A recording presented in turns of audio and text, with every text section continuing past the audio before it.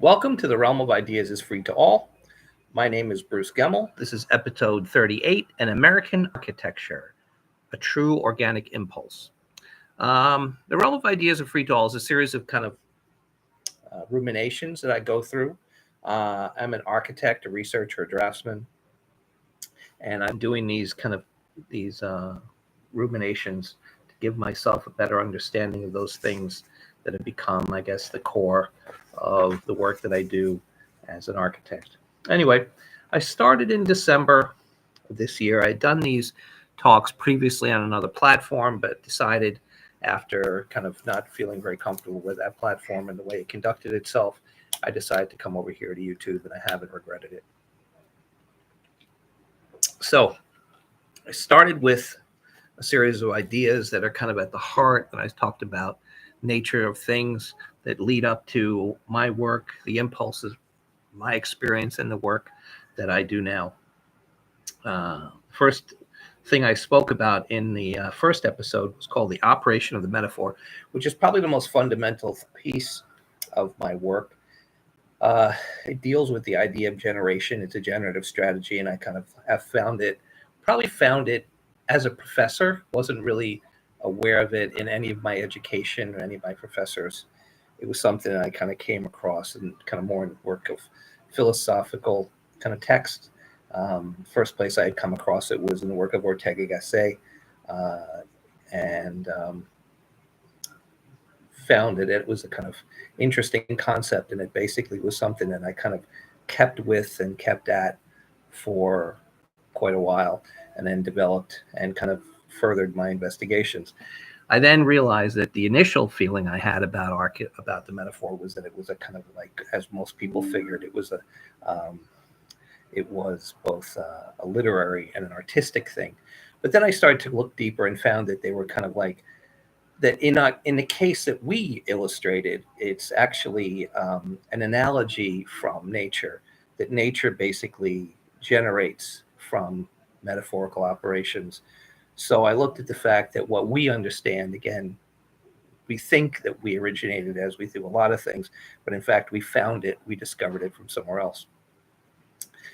Then I talked about the natural metaphor. I talked about, I called it the organic metaphor, the artificial metaphor, which is what I understood, what most of us understand as kind of the aesthetic aspect of what we find in literature, what we find in literature, and what we find in painting, sculpture, art.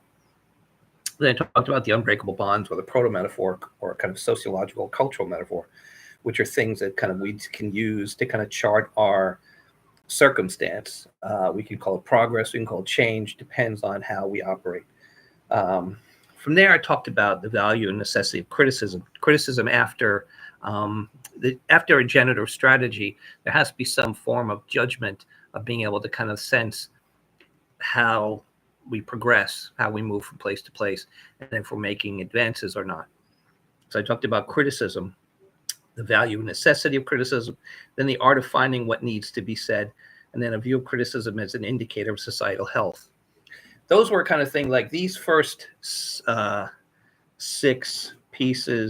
pieces were really kind of important in establishing a base from which kind of ideas could be discussed. From then, I talked about architecture. Specifically, I talked about architecture as a verb, as a process. Talked about drawing and its incredibly primal significance, and then towards an organic architecture, which is the work that I kind of see myself. So that was the first 10 pieces. Talked about an 11, 12, and 13, and 14 were a series of kind of like disparate pieces. I talked about the authority of ideas. Then I went back to what I called my past architecture, which was basically my youth, and how kind of the things that I did as a boy kind of started to kind of form my sense of how I would investigate architecture, and kind of had been kind of pretty much all my life. Then I talked about my recent past architecture, which was when I was in school, when I was a student, when I was a professor. I kind of saw that as kind of a kind of connected part, because there really wasn't any place in between it. Going from student to professor was kind of like a direct kind of say there was really no overlap. Well, there was an overlap, so it was kind of continuous, and that was where I kind of took the ideas that I had been handed by other professors and kind of looking at other people, and then kind of starting to kind of generate more an independence, because I kind of talked about the fact that I found that a certain dissatisfaction that had been growing for a while. I was very happy to have kind of identified that I was indeed an architect, and that was my life's calling, and it was my life's work to be. But at the same time, I kind of found that it was the way in which I wanted to approach it was different than the way that I thought it was being. The way I wanted to approach it was different than the way it was kind of like accepted that it could be. So I found at this point it was time to kind of move on. And I think the professorship years were kind of clear in kind of defining that kind of dissatisfaction, specifics of that dissatisfaction. So it was kind of easy to move off at that point. And after I talked about that, we kind of went into issues of ideas, kind of more a little bit sporadic. The next group were kind of like emotional attachments to ideas, indicators of societal health, which went back to the idea of the cultural metaphor, understanding and judgments, what is an unbreakable bond, what is the importance of unbreakable bonds, and the importance, right? What are important unbreakable bonds, and what is the importance? And I think that was a key moment, because what it talked about is the fact that the indicator of societal health, we make decisions and we make these unbreakable bonds, and it's kind of like, let me kind of recap. The unbreakable bond is a continuation of two ideas to kind of form a kind of circumstance that establishes something as fundamental. And these things are constantly in flux, and they're constantly as a result of the fact that the stability of a process doesn't always give you a stasis. Instead of like a static circumstance, you're dealing with a series of kind of changeable circumstances. And hopefully you understand the correlation to that. So then talked about how you could use these things to not only set your course, but you could look back and see how you as a society were treating them. And it started to kind of, we looked at that in terms of kind of looking at what they were, their value, and how they were being viewed, and how they might necessarily not only have the ability to be uncoupled and kind of made coupled with something else so they could become more progressive, but also the fear that you could slip backwards. After that, I talked about power, force, rule, and persuasion. I started talking about specific things that dealt with a cultural reality of architecture, which was a basis that I took from Albert North Whitehead's Adventures of Ideas, and kind of my readings, kind of like understanding of process philosophy. Talked about tradition and culture, love, beauty, and truth. Then I talked about specifically truth, specifically beauty. Then I kind of took love, and I kind of took that to become something that I wanted to make sure was a kind of indicator. So I saw it as a kind of a substrate of these other two fundamental things. From then, which was the close of that first group that I had given on the other platform, I kind of came back and went back towards that which was the new ideas. So kind of like what I did was I talked about I talked about what I call entanglement and conditioning, which is the organic impulse in my own work. And then I talked about measurement, and that was something I see as the inorganic aspect, which is kind of like a lot of my past work as I've kind of gone from the one and shifted to the other. After that, I talked about the nature of perspective within the metaphor, and I think that was valuable, because I'm going to be talking about that in terms of drawing in the Western idiom, because I think that this idea of perspective within the metaphor is something that takes place not just as a point of view in your imagination, but a point of view physically. And I think that the invention of perspective and the use of that and three-dimensional kind of our idea of a three-dimensional reality is a specific thing within the Western idiom. Then from there, we talked about understanding and judgment as regards authority, the unbreakable bond of freedom and tolerance, value and consequence, the critique of present non-organic architecture. Then talked about entanglement and conditioning, honesty as relates to discourse. And then the last 2 weeks, we talked about the loss of 2D design and the kind of fundamental reality and importance of that. and how that basically kind of gives rise to a lot of other issues that need to be kind of discussed and understood. So that brings us to this. So as I kind of went back, the next group will be An American Architecture, Our Favorite Organic Impulse, Organic Design Thinking, Conditioning, the Conditioning of the Artifact, and the Architecturally Provocative Artifact. Then from that, I'm going to talk about drawing in the Western idiom. So a lot of the next ones will be specifically regarding architecture and specifics, as opposed to the things in my work specifically. So with that said, we come into the most important segment of the week, which is This Week in Julie. So, my loved one, can you tell us what's new in Julie? Okay, I'm coming.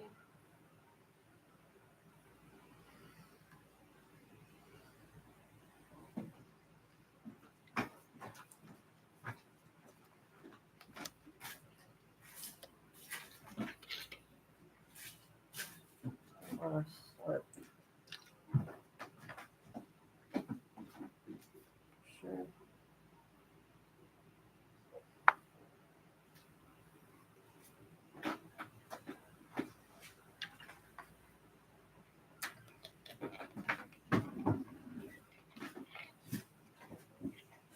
So, we finished a drawing this week. Oh, yeah. Yeah, I finished one last week. Right. Did we talk about that? Yeah. We Okay. talked about it. Also, I started a new drawing. Okay, we This could look at that. We've also been doing a lot of work on our painting. Yeah. Okay, I'll go get it.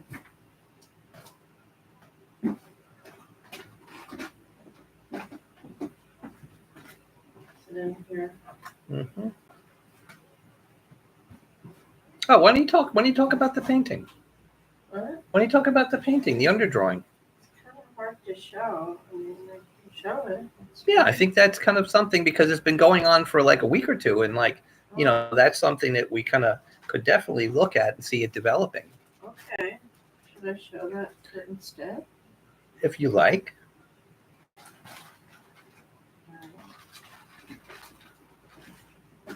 I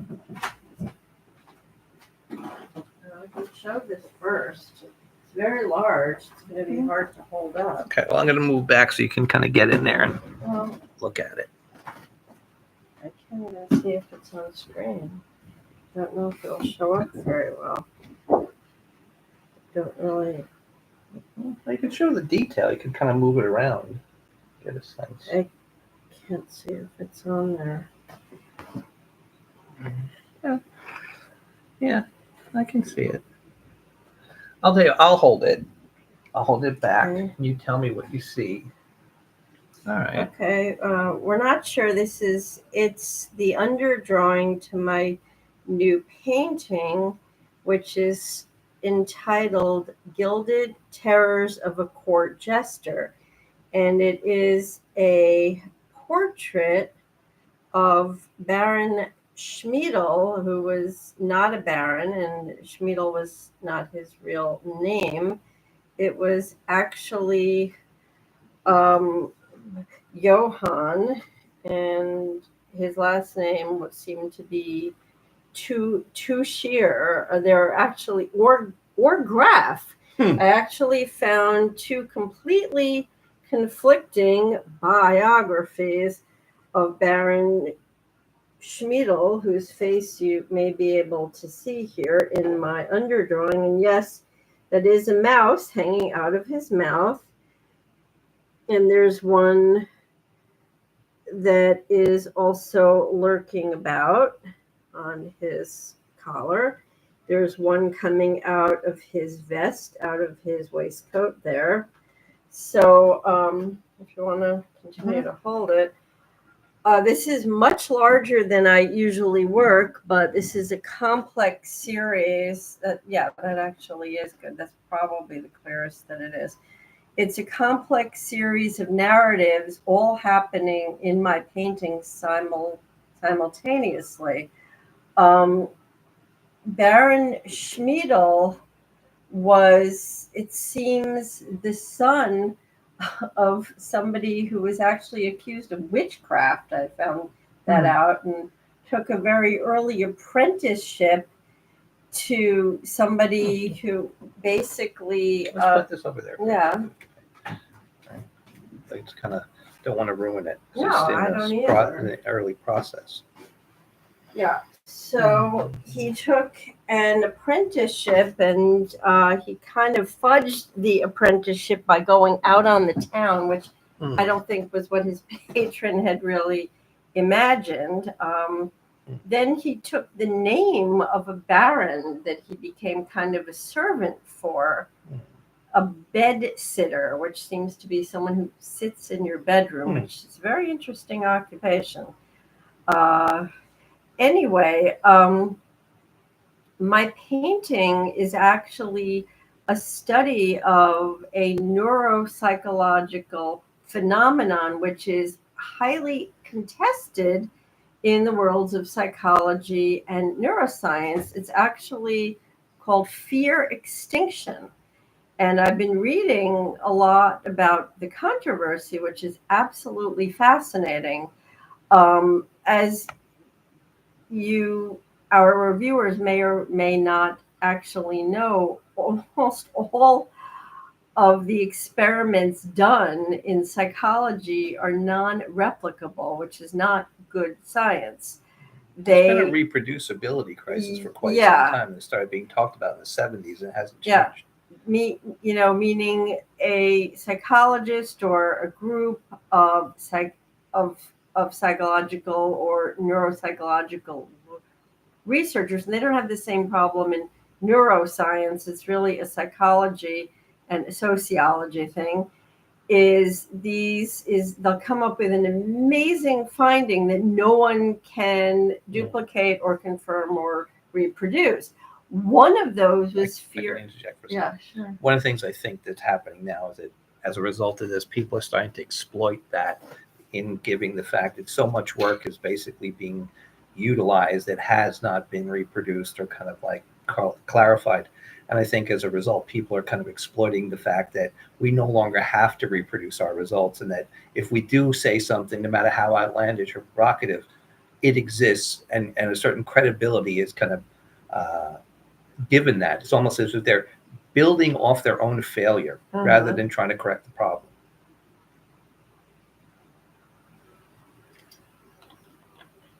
That was it. That was all I was saying. Okay.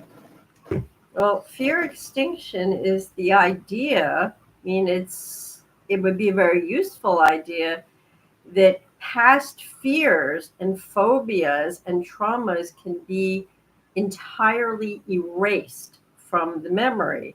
It's a wonderful idea. It's been like the topic of many a science fiction film and show, but they can't really be. So fear extinction, the complete eradication of the mind's memory as concerns fears, really more traumas and phobias and things, all of the demons that lurk in our past, the idea that they can be obliterated, not just minimized, but obliterated.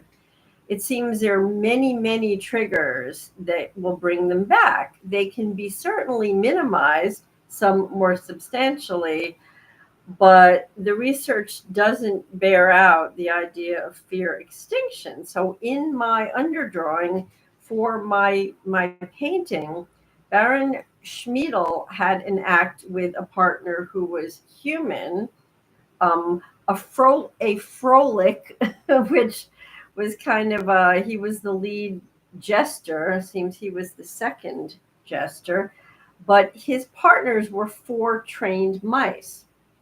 And it turns out Baron Schmiedel had a pathological fear of mice.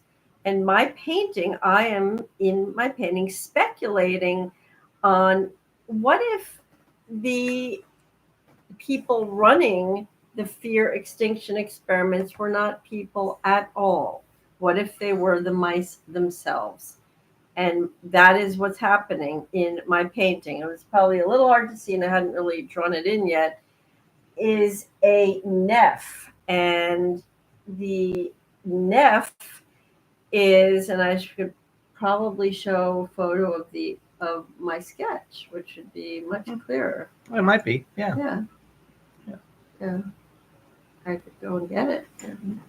Yeah, Actually, it's going to be hard to kind of dismantle it, won't it? No, I Oh, fine. can't. Go ahead. I'm going to show it on my iPad if you'd like to talk in a moment. Okay. So I today's can do topic is the impulse, an organic impulse within an American architecture in the 20th century, and how this kind of was an impulse that for me is very viable, very valuable, and something that I kind of feel as if I want to kind of reach back and kind of like, understand and appreciate and build off of. I think sometimes architecture, like anything else, can get on the wrong track and make mistakes and get off into the weeds. And sometimes you need to kind of go back and kind of like back up and go to the next curb and say like, hey, you know what? I think we took the wrong exit. We need to go back and then get back on the road going in the other direction. So it's not so much that I feel as if we are going to go back to that, to Frank Lloyd Wright and Goff and Taliesin and Sullivan and kind of Fuller and these things. But I think the idea is that the kind of groundwork that they laid was disregarded, unappreciated, and had lessons to teach us that basically will serve us better than the ones that we're presently using. So I think we kind of like made a wrong turn. We need to kind of back up and go back around so we can kind of get back down the road a little bit further. So, okay. It's easier to see. I can't move that. It's very hard. This is not a bad idea to actually use these rather than the image. Actually, this is, here, let me hold that. Sure. Yeah, because I get the glare off. This is my iPad. So if you're able to see, this is my photo of my completed drawing. I don't call it a sketch because it's highly refined, highly finished, highly detailed of my painting of my Gilded Terrors. This is much more easy to work Chester. with in terms of illustrating and showing. Yeah. I think what we should do is we're going to have an image that we're going to show. We should maybe take it an iPad so we can use the iPad to kind of show it. This is much better. Yeah, you can see how we kind of cut into the pieces. Yeah, and then I will just show the close-up of this, Yeah. and then we'll move on. Can you hold this up? Yep. Mm-hmm. That's the close-up. So you can see the ship or the Neff where the four mice are watching themselves doing the gesture act with Baron Schmiedel in the court of Augustus II, son of Augustus the Strong. And in fact, they are running the experiments on Schmiedel on themselves. And there is a grotto of fear exploding out of his waistcoat of predator-prey relationships in nature. Okay. All right. So thank you for that. It's good to kind of be kept up on. And then we have the new drawing that you're working Well, on. that's easy to show, but Yeah. I can take it out or we could move along. No, let's see it because it's right here. I mean, it's It's right there. Okay, so anyway, so the organic impulse that kind of goes back to the kind of beginning, the early 20th century, and kind of probably continued up to in the end of the lives of Goff and Wright and Fuller, who all basically kind of like came to an end near like the in the kind of middle part of the second half of the 20th century, kind of leaving us kind of like around the time that I was born. So as a young man, as a boy, I kind of would hear the names. And one of the things that was always funny was, the names I heard in the kind of everyday parlance, if architects' names were mentioned at all, but they, today they're not mentioned at all. But at least in that time, they were mentioned occasionally, and that name that came up was usually Wright and Fuller. Goff was probably in the same caliber as them, but I think because of his, it's hard to tell, but for some reason he never really got the recognition that he deserved, and it was unfortunate. But I mean, I think those three names and the Taliesin reality. And some of the people like Lautner and other people who kind of came through that tradition are kind of people that were kind of fundamental in laying the groundwork. Anyway, If I so may add yes. 2 names, Hmm. Bart Prince and Herb Green. Well, good, yeah. They were both students of Bruce mhm. Goff's, who went on to long careers in organic architecture, who followed and very much were aficionados of Frank Lloyd Wright, Louis Sullivan, Bruce Goff. No, it's true. No one those are like names that only kind of like a geek like me would know. So when you bring them up, I'm like, wow, architects don't know these names. Or me. Well, no, exactly. Yeah, but you're an architect geek like me. I mean, like I said, you're probably the best architectural critic I've ever seen. I mean, after spending God, who knows how many years and hours, in architectural juries, as much as I love them, there's a wide range of the good, the bad, and the ugly in terms of the people that you see there. I mean, one of the things I think that's important now is the fact that the architectural landscape inside the jury room is changing, and I think it's changing for the better in certain places. However, I still feel as if there's a tremendous inertial drag that is kind of holding us back. In fact, like a friend of ours who we've kind of had on our program is kind of like one of those people who's trying to get at that kind of ballast and try to cut it free so we can kind of move more effectively. In fact, the last review that I was at, which was in the spring of this year, was interesting because it was an identification to try to let students begin to understand their capabilities outside of the regular conventions of what they would apply as problems. And what was interesting was the students were capable of adapting quicker than the critics. And I think that was somewhat ironic, but it did make sense because, again, these students have been ingrained in this thinking for 3-4 years, possibly, as opposed to the critics have been, kind of like inundated with this for 40 years or 20 years or whatever. So I think what's interesting is the students could adapt quicker because they were less invested in these kind of like inertial ideas that have kind of run aground. Anyway, so let's see this new piece because I find this is really awesome. Thanks. You can hold this up, I think, and I'll hold up the photo. Maybe I will. So, okay, we can side by side, maybe so they can see it, right? Okay, this on my iPad. Okay, if I move here and you move there, can you come closer on your side? Move in for the middle. I'll move back here. Oh, I think that's good, right?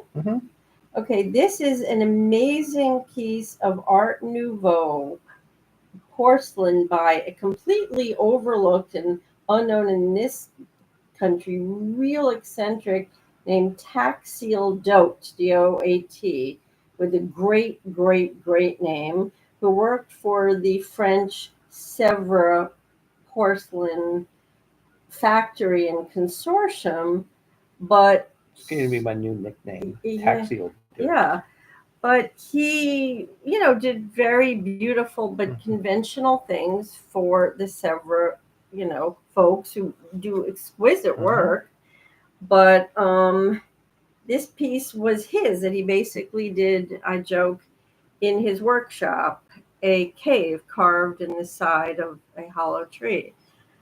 He kind of did work in like a hut in the middle of nowhere because his work was, like most people who are imaginative and ingenious, work in complete obscurity.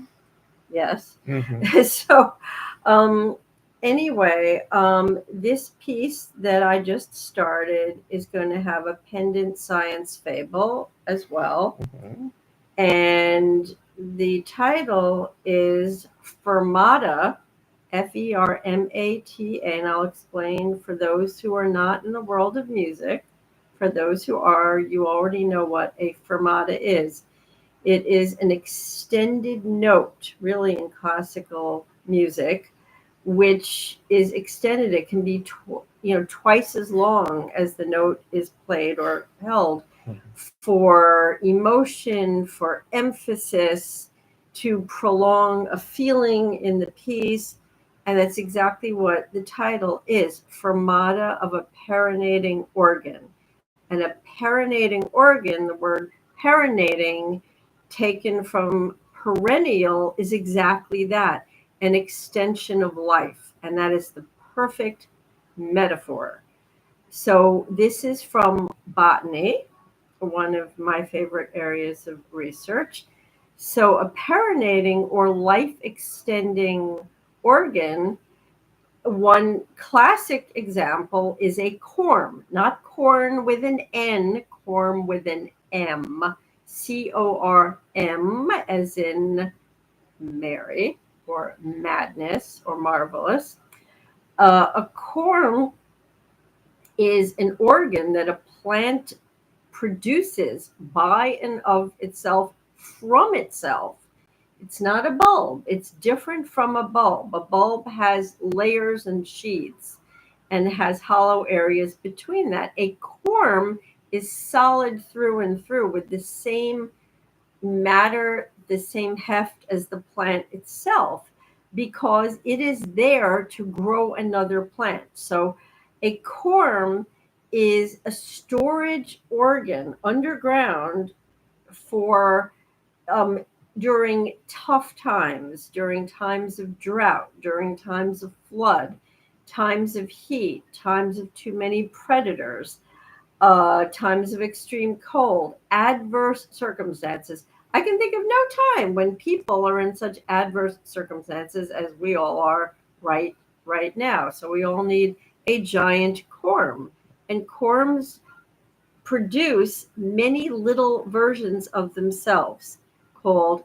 cormels, not caramels, which are delicious, and they cluster at the base of a corm. And for all those animals that dine on corms and cormels, and many do, if only one has to survive to keep the plant going into the next, hopefully better season. Okay. Anyway. While we're on the topic of music, a Mhm. good friend of ours, I don't know if you can see that, Tamar Sagiv has put out her debut album called Shades of Morning, and it was debuted the last couple of weeks. I think it came out in the last 2 weeks, and it was actually album of the week on NPR. So, Well, that's and great. yeah, I mean, NPR could use the credibility given the fact that they kind of gone a little bit off the deep end. So maybe Tamar can kind of save them from obscurity. But anyway, it's a brilliant album by a brilliant cellist who has a long and kind of like great career ahead of her and should do some brilliant things. She's an excellent cellist. She's a cellist and a composer. Yes, And she kind of composes like, powerful, yes, mournful, wrenching yes, works exactly. that should be heard by everybody. Yes. So go on Spotify, look at Shades of Morning, listen to the string trios, listen to Roots, listen to the other pieces. I think the pieces all together. I always cry like a baby because the pieces are just so wrenching. And Because he's such a wuss. I am. Well, look, I am. I have a Y chromosome. It makes me weak. He's so impaired. Exactly. Well, you try I feel it. sorry. You try it. I don't want a No, Y I chromosome. mean, honestly. Okay, so thank you, Puddle. That was awesome. Here are corms. Kind of like, in case people don't know, is a big corm with lots of cormels. mm-hmm.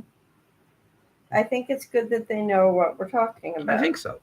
Exactly. Yes. I mean, we always try to make the reason why we talk about these things is so that people kind of understand these kind of fairly complex ideas. Well, yeah, a So- picture's worth 1,000 words. An American architecture, Yeah. a true organic impulse. I'll be back. I Okay. need to put this Yes, back. because I want your thoughts. Because Sure, I mean, why don't you start? I Yes, need to put so- this back. given the and we don't- not no interest in going into the detail of why it was suspended or why it kind of like there was a blip, but up until I'd say the 1960s, 1970s, there was certainly, and the tradition continued. It was just kind of overshadowed by other things. But I feel that America had a great architectural tradition and probably was becoming the premier architectural tradition globally. But I think that ironically, coming from a very specific circumstance, it was capable of forging an identity that had some universal value. So let me go back through this in terms of what I see as the nature of this. Um, the European tradition of culture was something that had been transplanted into the United States as a result of kind of like the fact that Europeans had kind of settled here and kind of became the kind of like created a great nation. As a result, a lot of these people came, the vast majority, obviously we know, came from these European cultures and brought with them this Western thinking. Uh, the Enlightenment pretty much defined that kind of characteristic identification. The founding fathers were very much connected to, the great Enlightenment tradition.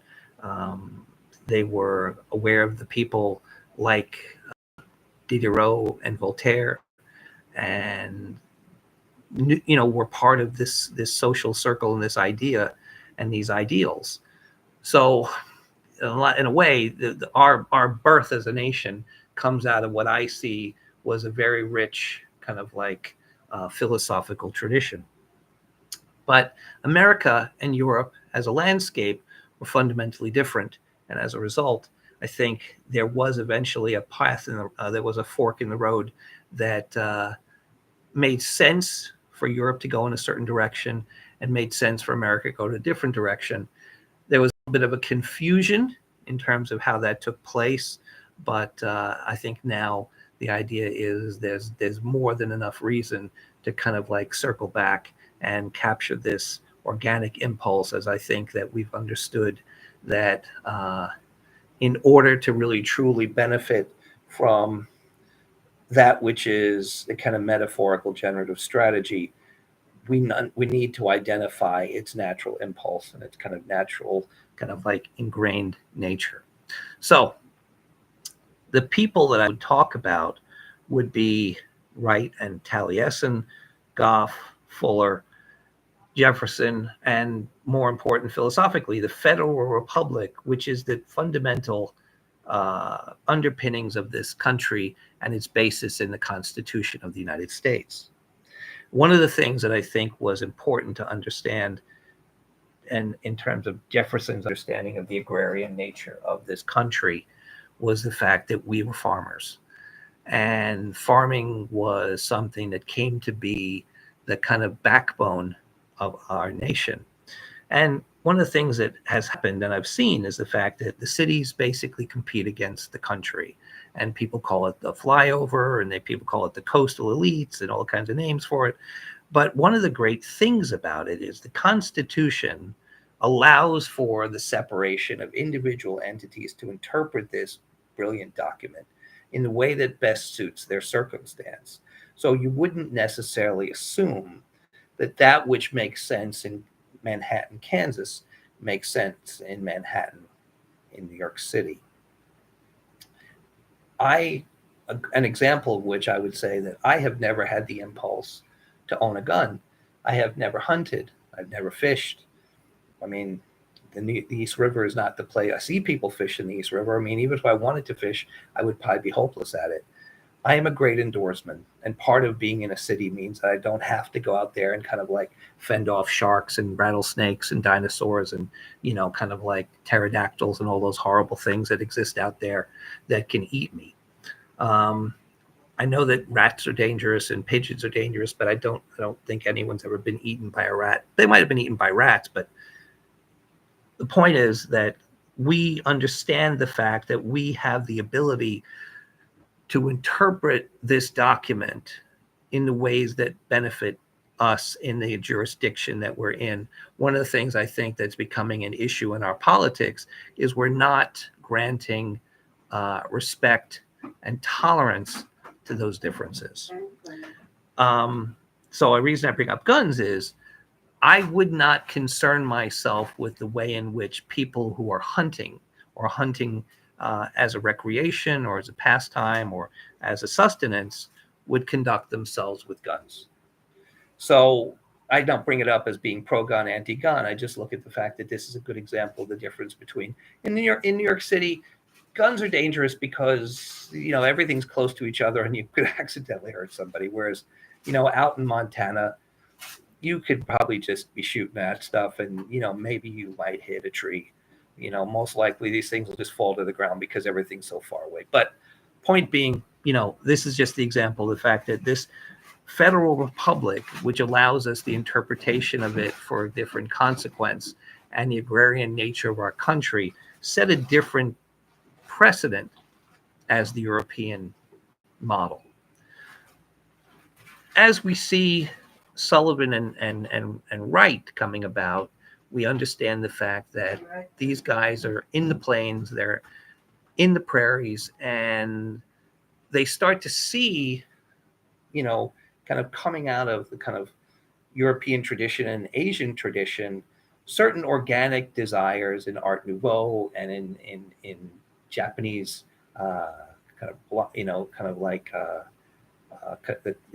architecture, these more free-flowing organic elements and strategies, which they kind of start to kind of develop in terms of Sullivan with the ornament and Wright in terms of the plan. One of the things that I always thought was interesting was that when I look at a lot of the early 20th century European architecture, it always seems as if it's sitting on a counter, almost like when you see a toaster sitting on a counter. That's the way I kind of looked at a lot of these houses. They just look like these. And again, I'm not, mocking. Well, I guess I am mocking it. The machine aesthetic was something that for these people made sense. They saw the landscape as kind of like a kind of a abstract plane that you sat stuff on, like a counter. So you had your blender, you had your toaster, you had your coffee pot, your espresso pot, but you really had no connection between these things and the earth. Wright took a completely different approach, and I think one of the things that you see in some of the models and the Broadacre City. Yeah, sure. No, you can't. I forbid it. No, I thought maybe you were thirsty. I am thirsty, but you're right. I'm thirsty. I forbid it. Ow, punk. So the architecture that Wright develops is in its nature woven into the ground, and it also understands the relationship of the activities of the farming community, and the aspect of that you see in the Taliesin Fellowship is that tending the gardens, understanding the garden as part of the house, understanding the sustenance and identity. And in the the Broadacre City, which is now beautifully displayed at the Museum of Modern Art in its own room where it belongs, with the proclamations and the statements about the idea of an American architecture And the drawings. and the drawings. And the legend. And the legend. But Anyway, so as a result of that, we start to understand the fact that that fundamental idea of the hearth, for instance, as the center that kind of harkens back to where the kind of food was prepared, or the stories were told at the end of the day, which goes back to the kind of indigenous traditions and that idea of kind of being buried into the soil. I mean, my organic architecture kind of wants to bury us deeper into the soil, almost as if we were bulbs and roots and vegetables, so that the house is, that is, so that, whereas Wright basically sat amongst the top layers, I want to basically kind of burrow deeper into that kind of really productive, rich kind of terrain that lays a little bit below that, almost as if we were kind of like intentionally burrowing in, because so many organisms, so many forms of life exist in that first 6 feet of terrain. But we still, I think, have this obsession of kind of seeing the earth as not something that kind of is the womb-like structure that kind of nurtures us the way it nurtures so many other things. Yeah. See. Well, if one were to look at Bart Prince's own studio and home in the desert, which I have, it looks like basically the flower of a succulent. It fits in beautifully with the surroundings. I believe it's in or outside of Albuquerque in New Mexico, and I believe he lived in the desert, and that was his climate. And it uses some mosaics. It has a shape like a head of a garlic plant or scapes. It looks like a bulb. It looks like something that is a perinating organ. It looks kind of like a corm, actually, a giant corm. And when Bart Prince collaborated with Bruce Goff, tell me when you're Sorry, done P. with your elbow. Sorry, I P. don't want to be elbowed in the face. Why not? They also applied their love and profound understanding of organic form and natural proportions to the Japanese pavilion, which I believe was commissioned at the Los Angeles Museum of Art. And that, in fact, doesn't have the kind of homespun corm like structure, but it's very, very sophisticated. It's very, very elegant. It looks like an advanced class in origami, and it's quite beautiful. We have to do the drawings of the diving bell spider house, which we came up with. Okay. Yeah, I mean that's kind of something that I think would be something that we could present because I Mhm. think it's kind of like that's an inspired. It kind of takes these. I mean that's really the essence of where we're going. But the diving bell spider house basically kind of, I think, expounds and develops kind of further into these ideas. I mean, a lot of greens structures use a lot of layers of wood in a shingle like effect. Mhm. And I believe that he too spent a lot of time in the desert. And I think he went down south, if I'm not mistaken, Don't remember. maybe Kentucky. But he did a lot of, most of his homes were fairly rural, Right. I believe. Right. Yeah. But I think that one of the things that happened was around the time that, the Europeans had, like I said, there was this idea of like the toaster sitting on the counter. You look at the houses of these things, they have a certain compositional abstract beauty. Like I would say, I look at that in a kind of like a way I would look at a Mondrian painting. And I kind of see that it has a kind of certain kind of like stark abstract consequence. I don't know if it basically because it had this kind of machine approach. It was an engineered efficiency, and the phrase that you often heard was like form follows function or function follows form, and I think that really was that part of that engineering type mechanistic mentality. I mean, the way I interpreted, form follows function or function follows form was form follows function means that there was a kind of like a slavish kind of like devotion to something, that there was a kind of there was a severity of efficiency that left no room for the kind of whimsical kind of creativity that kind of organic structures in nature kind of proposes. The idea of kind of like the kind of metaphorical entanglement that nature often uses to kind of generate in both in networks and in branches isn't really present in engineering solutions. No, And the other one, which is, function follows form, just seems to me like tyranny. Is that like you have to prescribe something? It's like, you do this or else. Well, you end up with very sterile, very antiseptic structural outcomes Yeah.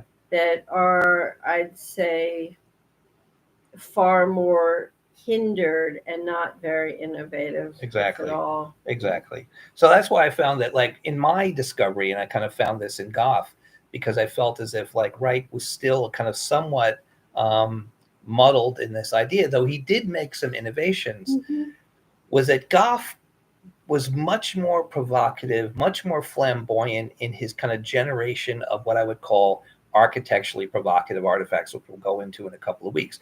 But I'd say that the architecturally provocative artifact was that thing that you find and you're fascinated as, what can this do? Rather than kind of like, say, this is a chair and you kind of sit on it this way, or this is a table. Goff presented these environments or kind of artifacts, I would call them, that basically provoked how they were to be used. And there wasn't that strict formal kind of coherence that you would see. And it said that, so what for me happened was, you understood that there was a link between form and function, but it wasn't one of those things where one came before the other. There was a provocation of both towards some kind of resolution. So in fact, it is a process-based situation now, where you're trying to say, what is this thing for?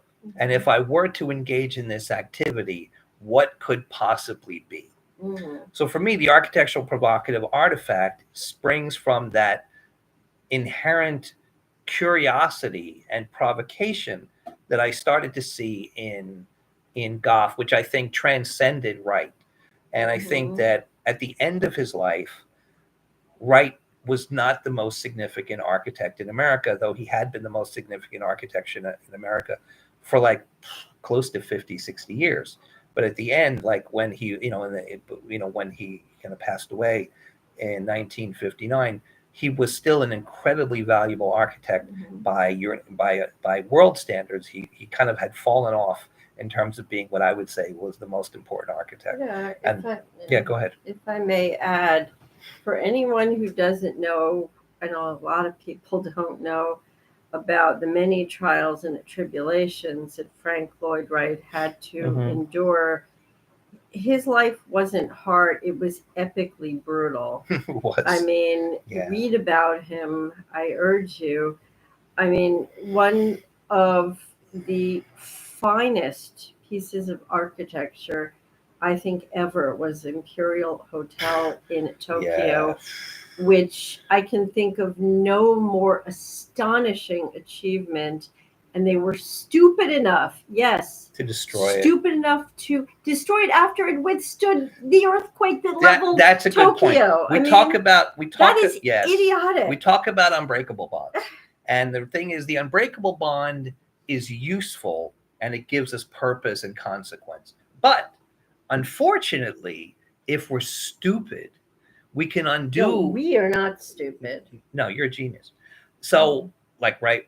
But so what happens is you can, because of stupidity or ignorance or malevolence, undo a consequential bond and move backwards. Yeah. The fact that, given the knowledge that the Japanese had in terms of understanding the reality of the earthquake, Wright, without that experience, but as having been an incredibly brilliant observer, was capable of identifying a circumstance, creating an artifact that could withstand the most incredible aspects that nature, in this incredibly volatile, violent, like what Japan is. No one is plagued by more natural disasters than Japan. America is actually, but close. I mean, again, they're close.